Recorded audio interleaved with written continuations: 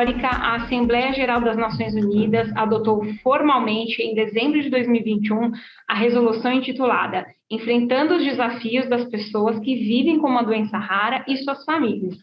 Segundo a definição dada pela portaria do Ministério da Saúde, são doenças raras aquelas que afetam até 65 pessoas em cada 100 mil indivíduos, ou seja, 1,3 mil pessoas a cada 2 mil.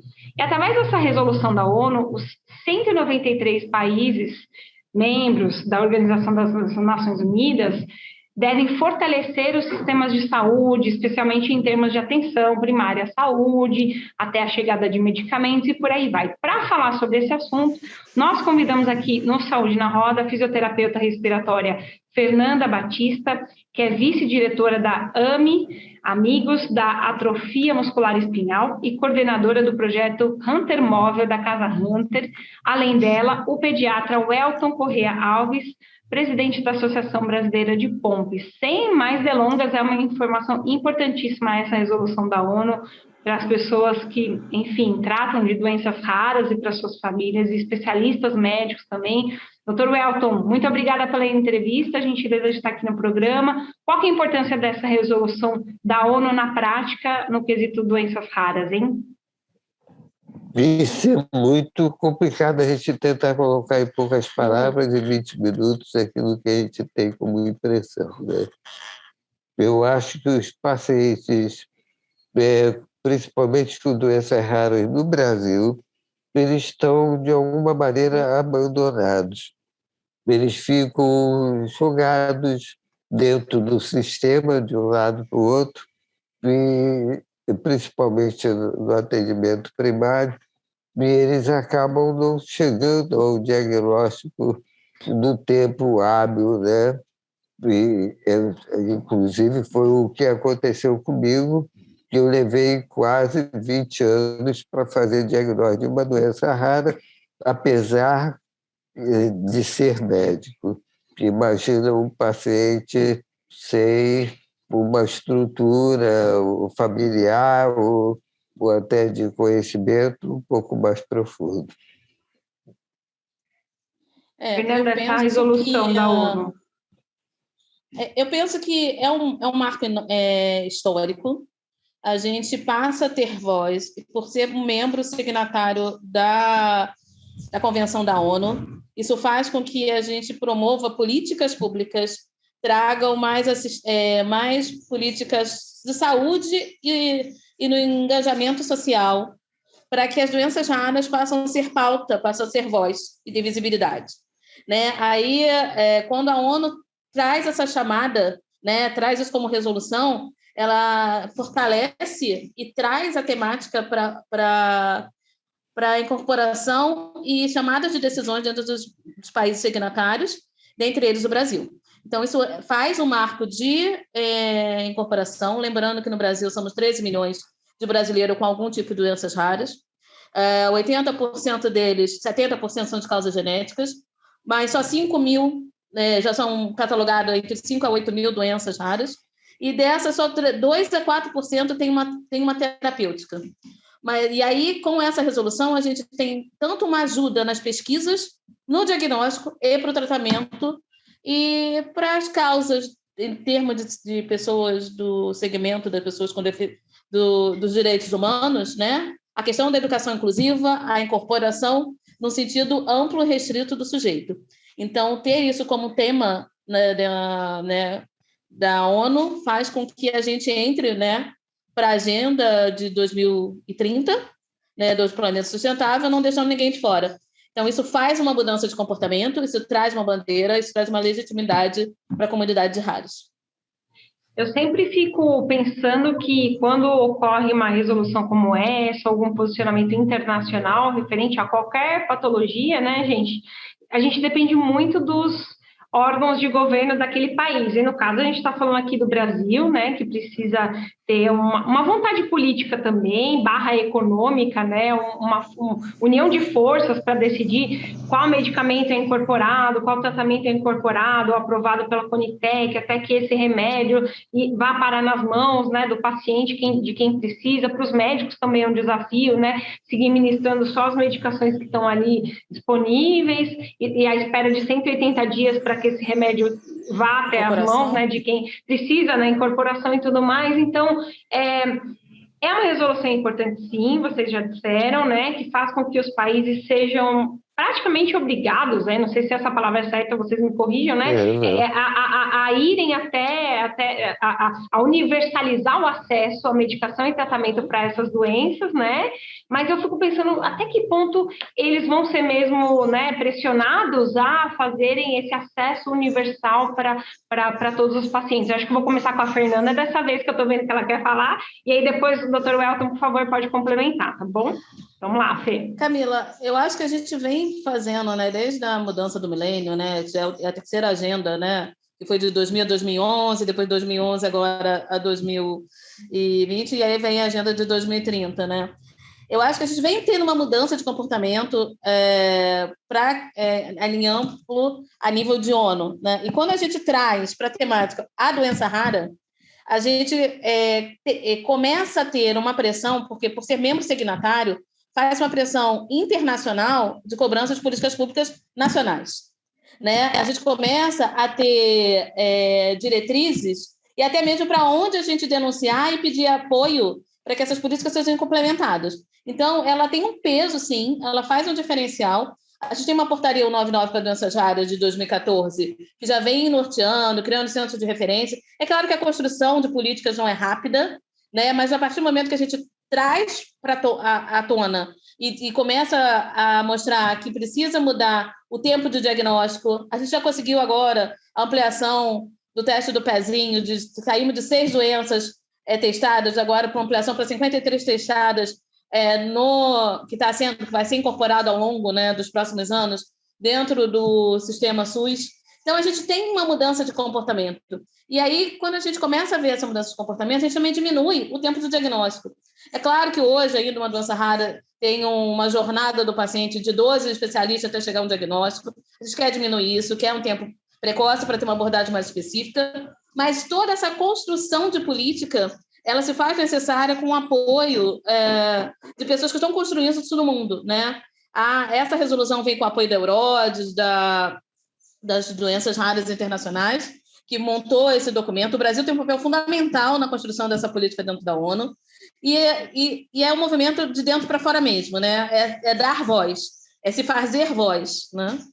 Por isso que fica fácil fazer qualquer entrevista junto com Fernanda, né? Ela acaba em poucos minutos e dá uma pincelada e pronto, né? E a gente às vezes fica sem muito o que ter para complementar. Mas eu acho que nós já fomos, o Brasil já foi signatário de muitas outras resoluções da ONU. Isso é meu ponto de vista pessoal. E muitas das vezes esbarramos em políticas, de um modo geral, em que elas atravancam, conseguem colocar alguns detalhes, né, muito específicos dentro dessas políticas, e elas não avançam, né? Eu não vou falar como a Fernanda tem a capacidade de expor as coisas, mas eu acho que, como paciente, a gente esbarra em vários detalhes, né? Então, o tratamento do sistema nosso único de saúde tem sido difícil, os acessos têm sido bastante complicado para os pacientes, principalmente um paciente raro que o médico, por si só, não tem tempo e condições de formalizar esse diagnóstico. Há uma necessidade de vários outros agentes, né, para chegar ao diagnóstico. várias outras especialidades. Feito o diagnóstico, esse paciente tem que ser colocado à sua disposição um leque enorme de atendimento, com especialidades que possam auxiliar. No caso da doença de Pompe, o médico, o geneticista, o neurologista, o pneumologista, o fisioterapeuta, a fono, o psicólogo e por aí afora vai, que é uma gama enorme. Então, como fazer isso? Então, eu acho que não é só ser signatário de uma resolução da ONU. Eu acho interessantíssimo não deixar ninguém para trás, né? Ter o atendimento, uma política de inclusão desse paciente. Depois de feito o diagnóstico, como a Fernanda disse, a maioria é genética. Muitas das vezes se faz o diagnóstico na infância. Existe o problema de atendimento dessa criança na escola, de acessibilidade, né, de o atendimento, o aprendizado que seja equânime, que seja igualitário. Tudo isso faz com que as políticas de saúde nessas situações não são tão fáceis de serem resolvidas. Mas eu acho que em 2003 tem bastante os pontos, alguns locais do Brasil. Nós somos um país imenso, cada local uma estrutura diferente, uma complexidade diferente. O pessoal do Sul, Sudeste, tem uma qualidade melhor do atendimento, eu acredito. E quanto mais para o interior, isso vai se complicando. Então, deixar isso de uma forma igualitária para todos, que é uma barreira imensa para a gente transpor. Eu acho que é isso que a gente tem que bater, né? Que o Brasil não é só o Rio de Janeiro, é todo um imenso país aí pela frente.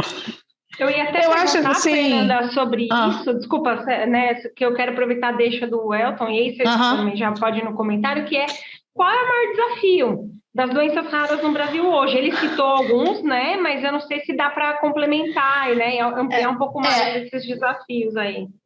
Eu acho que assim, embora eu acho que ele tem uma fala muito, né, desanimadora, mas assim, eu acho que a gente que vem acompanhando esse movimento, é óbvio que a gente não está no melhor do cenário, é óbvio que a gente não está como a gente gostaria que tivesse, mas acho que a gente já caminhou muito.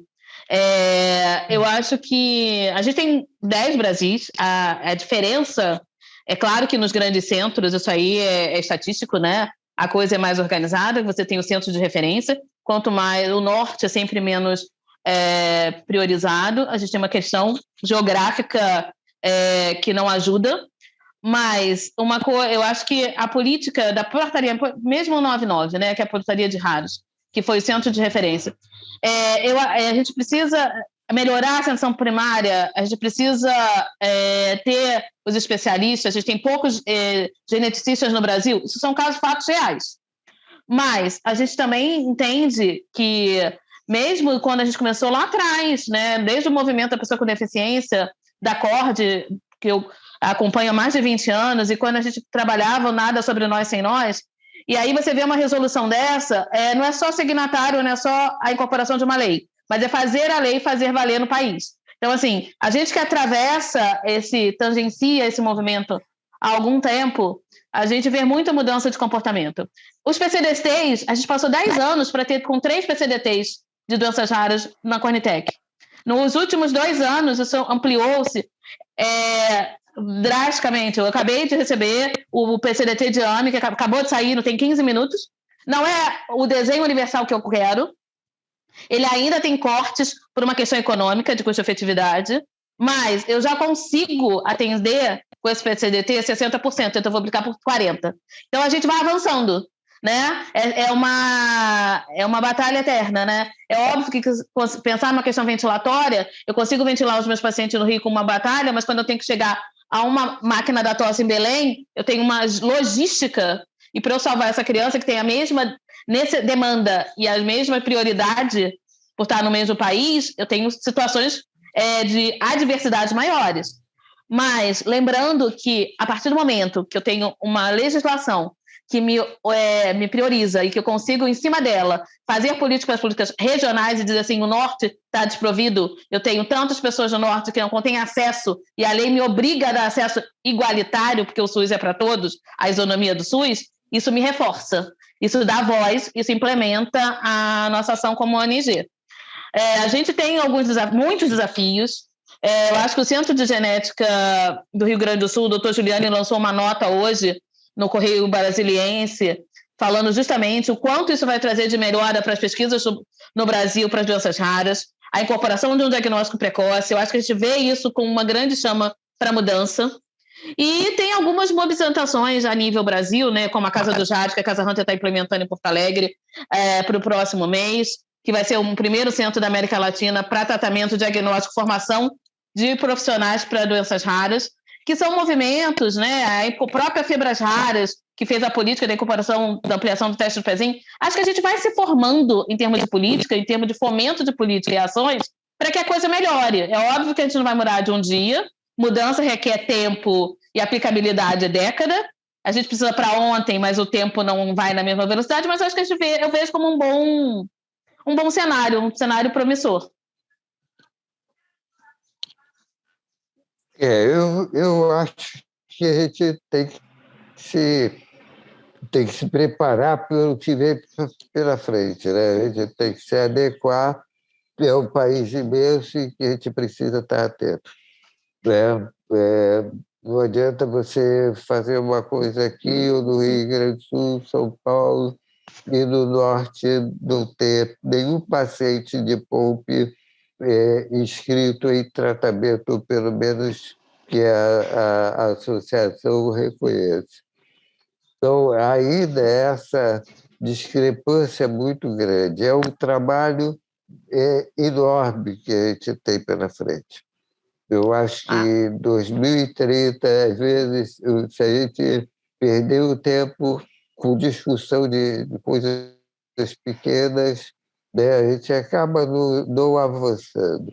Mas, sem dúvida nenhuma, a própria Casa Hunter tem dado um exemplo magnífico que, quando eu entrei nessa seara de associação, era o que eu imaginava quando eu olhava para os Estados Unidos e via as associações trabalharem de uma forma muito próxima dos centros onde se faz o diagnóstico, onde tem o tratamento. E de investimento, né? Se investe. Eu nunca ainda tive o prazer de chegar ao médico aqui do Rio e perguntar a ele: doutor, o que o senhor está precisando? O que eu posso fazer agora para ajudar para fazer diagnóstico? Né? Isso ainda não aconteceu. Nós tivemos Doutor Elton, eu tive uma experiência também no Rio, e que acabou sendo uma experiência Brasil, e que isso a nível de atrofia muscular espinhal. Em 2016 foi aprovada a primeira droga para atrofia muscular espinhal no mundo. E aí começa uma mudança de comportamento, né? Aí a gente começa tudo. E por uma demanda e por uma questão de organização. Tem um laboratório no Sul que fez uma parceria com a nossa associação e a gente disponibilizou o diagnóstico molecular, não era o MLPA porque é muito caro, mas era o PCR, porque já fazia o diagnóstico, para todos os pacientes no Brasil todo. A gente juntou toda a rede de associações de AME e a gente disponibilizava. Esse movimento começou no Rio de Janeiro, a gente aplicou para o Brasil todo, até hoje ele existe, até que o laboratório, enfim, assumiu esse projeto deles, né, de diagnóstico para AME, lógico, com outra diretriz molecular, mas durante um ano, antes até mesmo que o SMA, que é a maior organização de AME do mundo, nos Estados Unidos, fizesse um projeto parecido. Eu acho que muito está sintonizado com a demanda da associação e com pares. Né? A gente vai construindo a cultura em pares. E aí a gente ofereceu isso para a comunidade médica e para a comunidade de pacientes, e foi um sucesso, né? Porque a gente conseguiu fazer diagnóstico, a gente continua agora, vai ser a primeira doença genética dentro do teste do PSA ampliado. Enfim, porque é a doença que mais mata até 2 anos de vida, né, na infância, de ordem genética. Então, ela tem um apego, e aí faz diagnóstico diferencial com POMP, né, para POMP primário. Então, a gente tem um crescimento. Eu acho que é isso, né? O envolvimento e a paridade, eu acho que quando você tem essas resoluções, ela torna tangíveis e mais fáceis a nossa construção das associações como pares, tanto do governo e o papel da sociedade civil como um todo, né? Tanto do governo como dos pacientes. Eu acho que a gente tem braços. Você falou da medicação, ela foi registrada em 2016, é isso? Isso. Foi. Nós temos a doença de POMP, o registro do medicamento em uso atualmente no Brasil, registrado em 2007 até hoje não incorporado. Realmente, a AME é um exemplo para todas as outras associações. Você tem um apego, né? Você tem um apelo social muito maior, Fernanda, do que no POMP. Nós temos crianças muito graves que precisam dar um início, senão aquelas crianças falecem. O POMP é talvez mais raro, e a criança também é grave, mas não temos ainda, não conseguimos esse apelo social tão grande. A repercussão que a AME tem, a profundidade que ela atinge, né? Hoje quem tem o mínimo de conhecimento, né, tem acesso a algum meio de informação e não conhece a AME, né? Agora, fala de POMP. Mas então, é isso que eu estou dizendo, doutor Elcio, eu acho que é dar voz. Política, sem dúvida. A política de saúde tem que partir disso. Saber onde esses pacientes estão, quem são, como são tratados. Se a medicação, por exemplo, hoje, a Academia de Pacientes, hoje colocou no ar que foi liberado uma nova medicação, nova enzima para o tratamento de POMP no Canadá, já foi também pelo FDA, em alguns países da Europa. Bom, e agora? Nós ainda estamos discutindo, né, pelo problema do custo, não pela efetividade, mas ainda estamos amarrados ao processo que vem se arrastando desde 2007. Esse apelo que falta em algumas associações até, ou algumas patologias, para a gente ter esse avanço.